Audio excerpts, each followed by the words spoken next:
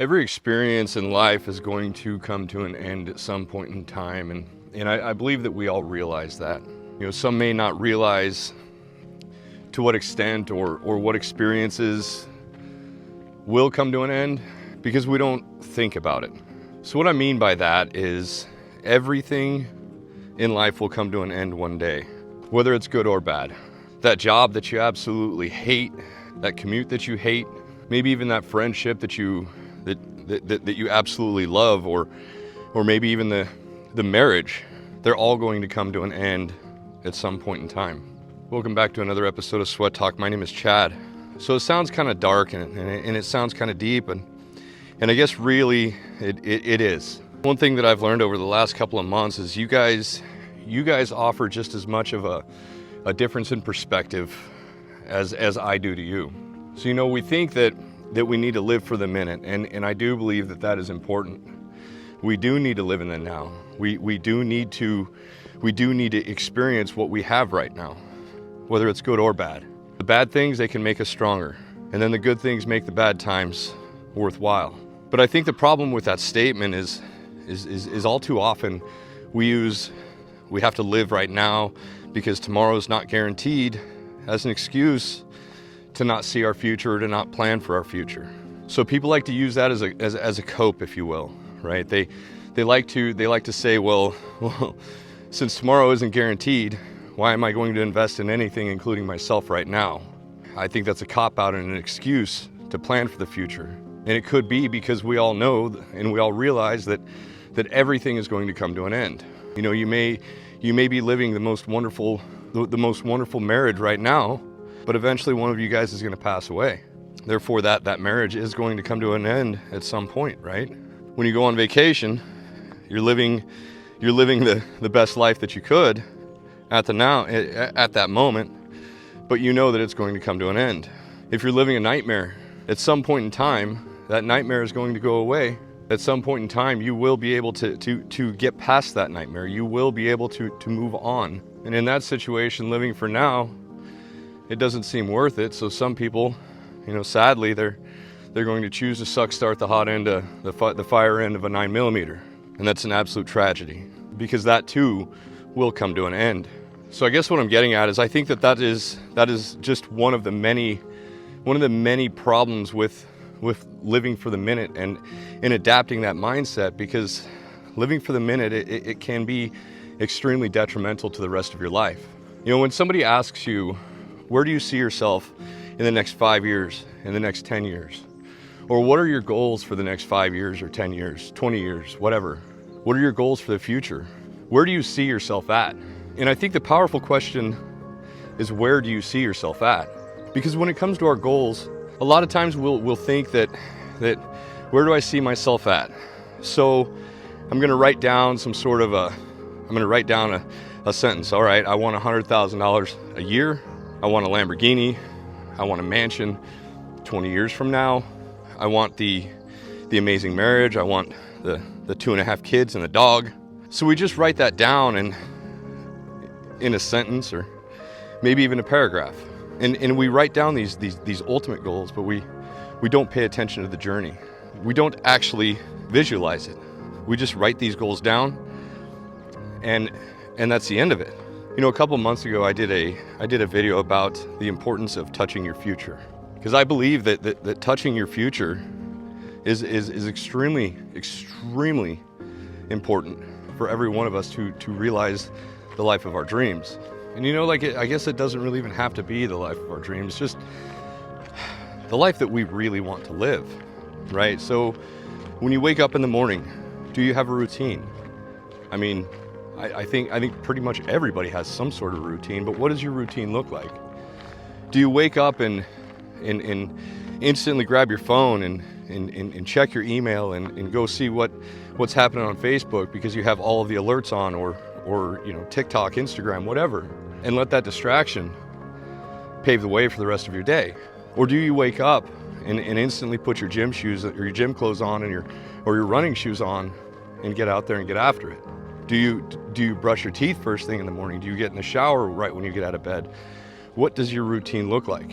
And I think that this is an important aspect, I think this is a very important aspect, because if you think about it, so say we live in an apartment complex, or some studio apartment or something like that, and we want to find a property of our own. We want a house of our own. If you go for a run, where do you go? Or if you go for a walk, where do you go? I mean, obviously I come out here to the forest, right? This is my dream life right here. But so if you live in a studio apartment, have you ever considered, and you want to be able to live in a really nice neighborhood, or maybe it's even just a normal neighborhood. But the concept is you want a different living situation, living circumstances. When you go for a walk or you go for a run, do you ever go to those nicer neighborhoods, or the neighborhoods that you dream about living in? Do you ever touch your future and feel what it's like to go to those neighborhoods and wake up in the morning and go for a run or go for a walk? Do you know what that feels like? Because you can. Hello, hello, hello.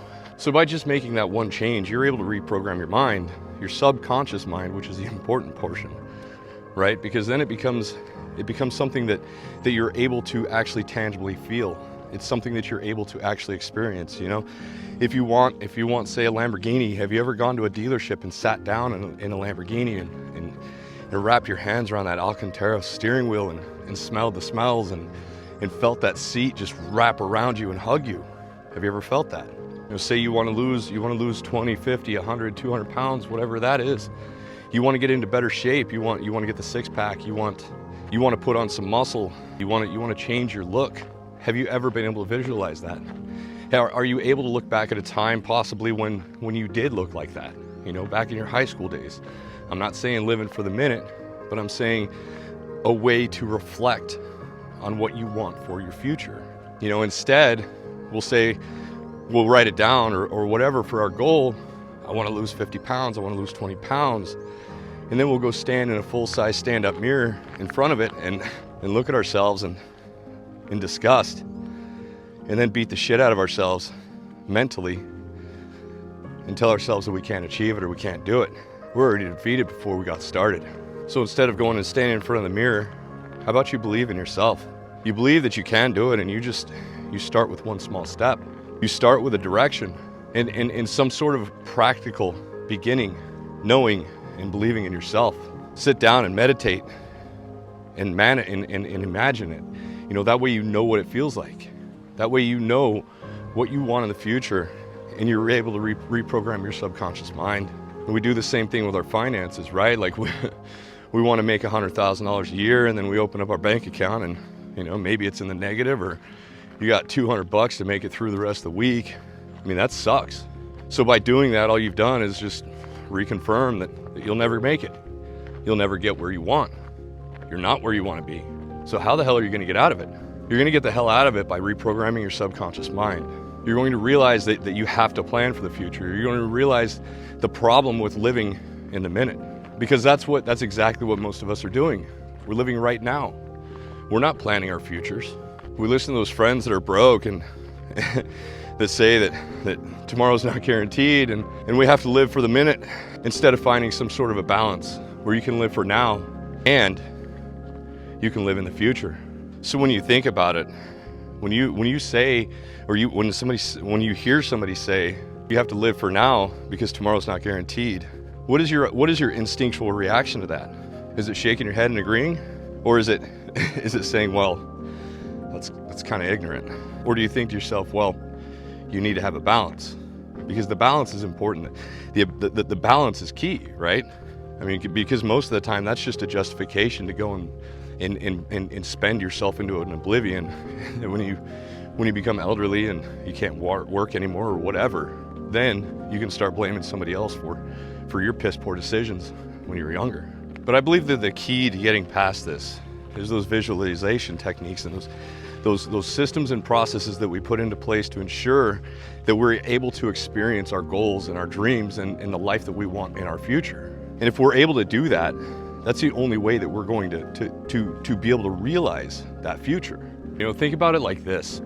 Think about the processes and routines and that we need to put into place.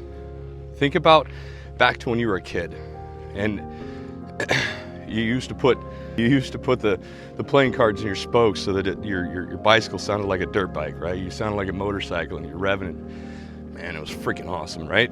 Think about when you used to play cops and robbers. I guess maybe I'm dating myself, or cowboys and Indians, right? Because that was a thing for us growing up as a kid.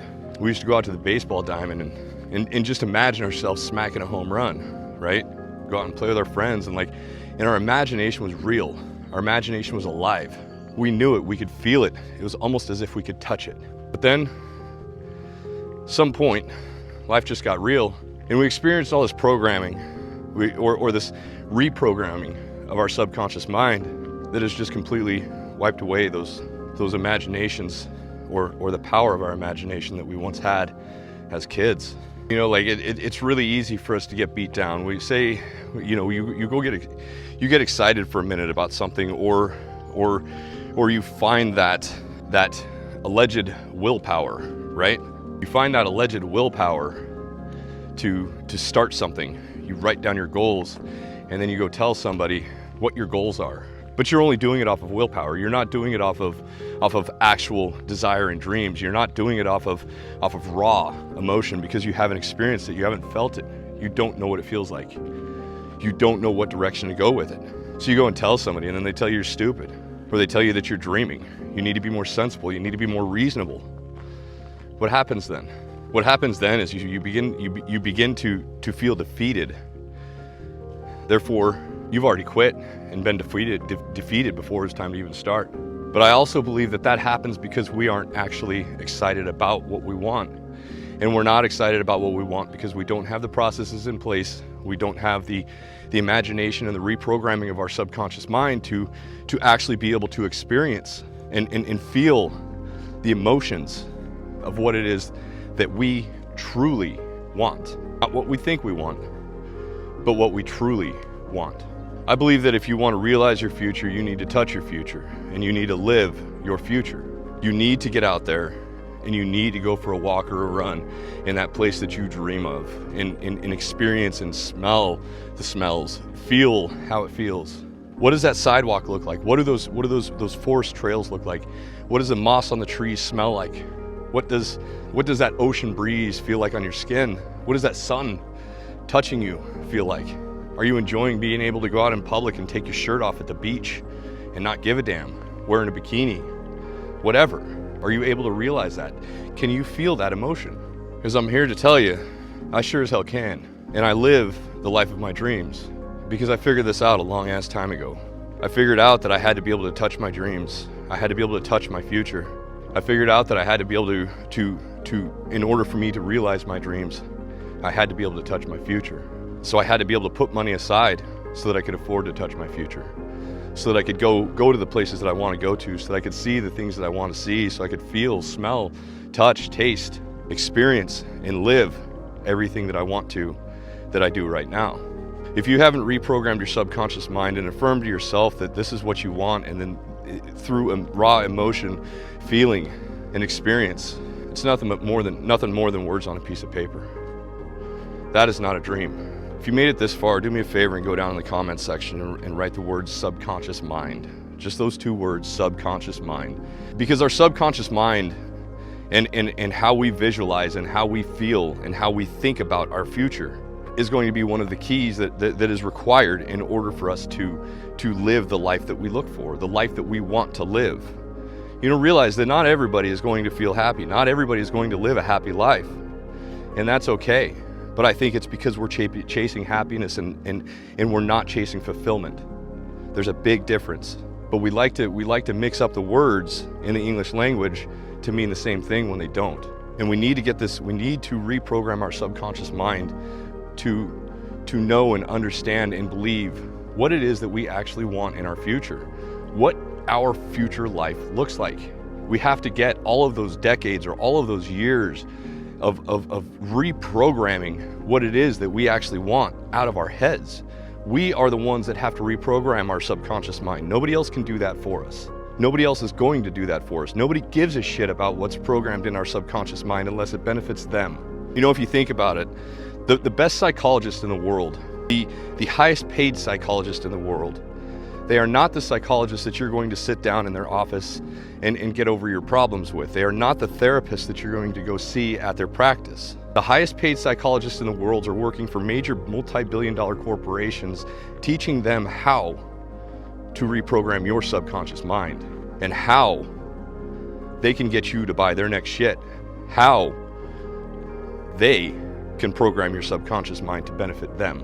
We need to quit giving that power to somebody else. You know, the government's doing the exact same thing, and I hope that this isn't news to anybody, but the government is also paying the brightest minds in the world to reprogram your subconscious mind so that they can be corrupt as hell, so that they can take advantage of the people in their country. You know, and it doesn't matter what government you're in, we have to reprogram our subconscious mind.